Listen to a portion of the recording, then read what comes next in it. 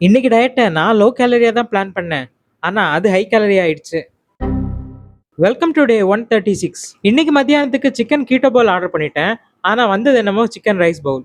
சாப்பிட்டுட்டு அப்படியே படம் பார்க்க கிளம்பிட்டேன். விண்ணை தாண்டி வருவாயா? இல்ல ஆரமலே.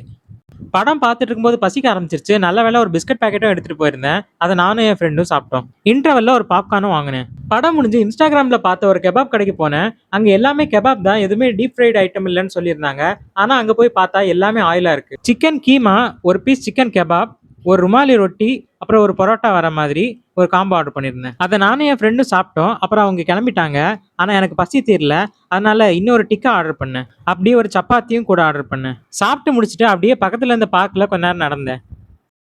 நைட்டு வீட்டுக்கு வந்த பிறகு ஃபைபருக்காக கொஞ்சம் பழம் எடுத்து சாப்பிட்டேன். கூட ஒரு சின்ன கொய்யாப்பழமும். இன்னைக்கு லோ கேலரியா சாப்பிடணும்னு நினைச்சப்பெல்லாம் கொஞ்சம் ஹை கேலரியா மாறிடுச்சு. அதனால இன்னைக்கு நம்மளால கேலரி டெபிசிட்ல இருக்க முடியல. மீண்டும் சந்திப்போம்.